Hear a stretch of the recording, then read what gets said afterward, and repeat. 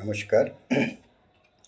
এই ব্যান্ডেল হুগলি মানব কল্যাণ সমিতি ভারতের মধ্যে একটি অদ্বিতীয় মানবাধিকার সংস্থা সর্ববিষয়ে। তো কেন অদ্বিতীয়? যদি কেউ মামলা করে সেটা আদালতে প্রমাণ সাপেক্ষ।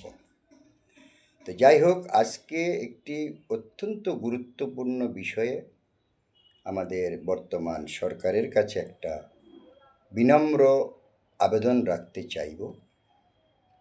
তার পূর্বে আমি প্রথমত বলে রাখি, দেখুন আজকে পোশাকটা আমার একটু কালো পরেছি, আর উপরে আবার শ্বেত বস্ত্র ধারণ করেছি। বিষয়টা হচ্ছে নবনির্বাচিত সরকার শপথ গ্রহণ করা হয়েছে। আমি এখনও জানি না প্রতিটি দপ্তর অর্থাৎ মন্ত্রিত্বের দপ্তর বন্টন হয়েছে কিনা। তো আমাদের পশ্চিমবঙ্গে পশুপালন দপ্তর নামে একটি মন্ত্রক রয়েছে। একটা সময় এই পশুপালন দপ্তরের মন্ত্রী হিসাবে একজন বিচারপতিও ছিলেন, মহামান্য বিচারপতিও ছিলেন, প্রাক্তন। তো এবং প্রতিমন্ত্রী হিসাবে শুনেছি ওই হুমায়ুন কবিরও ছিলেন। তা আমার বক্তব্যটা হচ্ছে একটি জানি না আমি সেইভাবে এখনও, কিন্তু শুনতে পাচ্ছি, আমি এখনও মাননীয় মুখ্যমন্ত্রীর কণ্ঠে শুনতে পাইনি। ইউটিউব বলুন, সামাজিক মাধ্যমের অধিকাংশ পোস্ট আমি বিশ্বাস করতে পারি না, বিশ্বাসযোগ্য হলেও বিশ্বাস করতে পারি না। তো এই বিষয়ে একটি সরকারের থেকে যদি প্রাণী সম্পদ বিকাশ দপ্তরের মন্ত্রী যদি না হয়ে থাকেন, মাননীয় মুখ্যমন্ত্রী একটি বিবৃতি দেবেন আমি আশা করব। কারণ সামনেই ইসলাম ধর্মাবলম্বীদের একটি তাদের পরব আসছে। তার এই প্রসঙ্গে বলি, বৌদ্ধ পরিবারে আমার জন্ম। আমি ধর্ম নিয়ে খুব মাতামাতি করি না। আমি একটি পিঁপড়েকেও হত্যা করি না, অর্থাৎ প্রাণী হত্যা টোটাল আমি করি না, একদম না। তো যেহেতু ভারতীয় সংবিধানে প্রত্যেক ধর্মের আচরণ বা তারা মানে একদম স্বাধীনতার সাথে ধর্ম পালন করবে, এই বিষয়টা আমি জানি। আমার একদম বিষয়টা সম্পর্কে আমার অভিজ্ঞতা রয়েছে। তো তড়িঘড়ি এবং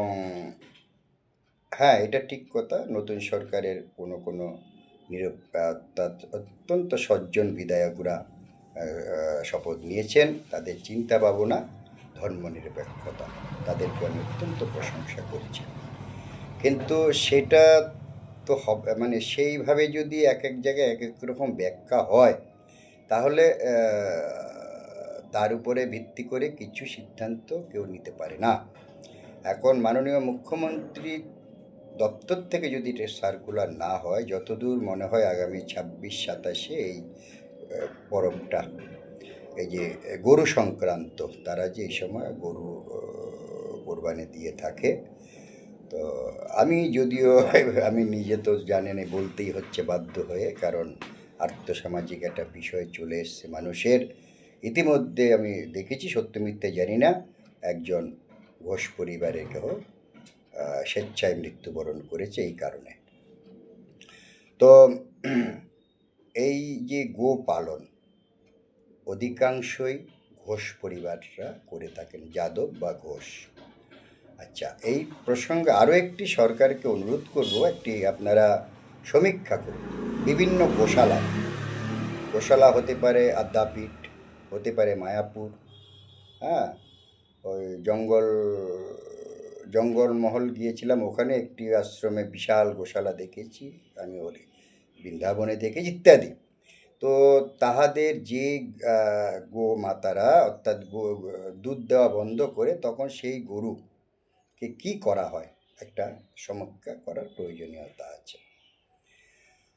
ইহাও বাস্তব সত্য। একসময় ব্যবসা ক্ষেত্রে আমি কলকাতা কলাবাজারে যেতাম, বিভিন্ন জায়গায় মানে অর্থাৎ এই গরুরই নাম ধরে গরুর কিছু মাংসের খণ্ডাবশেষ রাস্তায় পড়ে থাকতে দেখতাম, কখনো দাঁত, কখনো সেটা আমার ঠিক পছন্দ ছিল না সেই সময়, তখন বামফ্রন্ট সময়, একদম এই 15 বছরের সময় না, বামফ্রন্ট সময়ের কথা বলছি।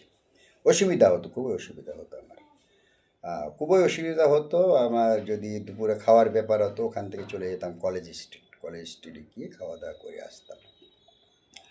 তা কিন্তু যেহেতু এটা আজকে বহু বছর ধরে চলে আসছে, হয়তো জানি বিদেশে অনেক জায়গাতেই গরু বলি হয় না, সেখানে উট বা ইত্যাদি ইত্যাদি এইসব ভেড়া এইসব বলি হয়, কিন্তু একটি সার্কুলার জারি, এই যে এই যেটা আসন্ন, যে এখন যে গত বৎসরও যেইভাবে পালন করেছিলেন ঠিক সেইভাবে তারা পালন করুক। অবশ্যই প্রকাশ্য স্থানে গরু বলি নিষিদ্ধ হোক, প্রকাশ্য স্থানে যেন কোনোভাবে গরু বলি না হয়, তা যারা করবেন তাদেরকে আইনি পথে নিয়ে যাওয়া হয়। আর এই বিষয়ে, কারণ এই যে যারা গো পালন করে, বিশেষ করে পুষেরা, তারা এই সময় একটা ব্যবসা, বড় ধরনের ব্যবসা বা তাদের গরু বিক্রি করবে এরকম সিদ্ধান্ত থাকে। তাই আবারও সবিনয় অনুরোধ করব মাননীয় মুখ্যমন্ত্রী মহোদয়কে, এই বৎসর পূর্বে যেইভাবে পালন করা হতো, শুধুমাত্র এই বৎসরের জন্য এই নির্দেশটাই জারি থাকবে, প্রকাশ্য স্থানে নয়। এবং কসাইখানা তো একটা ব্যাপার, নির্দেশ আছে, কসাইখানাতে কাটতে হবে। কিন্তু দেখুন, অনেকে ধর্ম করে নিজে একেবারে কি বলে, পুণ্যের জন্য না, কিছু কিছু ধর্ম করে কিছু দেখাবার জন্য মানুষকে। তো তারা প্রকাশ্যে দেখিয়ে বা মাংস একটু বিলি করবে ইত্যাদি ইত্যাদি সব ব্যাপারগুলো আছে। তো কিন্তু সব ব্যাপারই অপরিবর্তিত থাকুক, কিন্তু প্রকাশ্য স্থানে যেন প্রাণী হত্যা না হয়। শুধু গরু কেন, কোনো প্রকার প্রাণীকে যেন প্রকাশ্যে হত্যা করা না হয়, তাহাতে বিশেষ করে শিশু কিশোর মনে একটি অন্য ধরনের প্রভাব বিস্তার করে।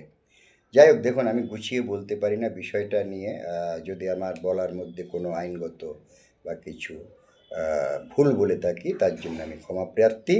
কিন্তু আমার মূল আবেদনের উদ্দেশ্যটা হৃদয়ঙ্গম করে একটা অতি দ্রুত যুদ্ধকালীন ভিত্তিতে সিদ্ধান্ত গ্রহণ করবার জন্য অনুরোধ জ্ঞাপন করছি, এটা মাননীয় মুখ্যমন্ত্রী। নমস্কার।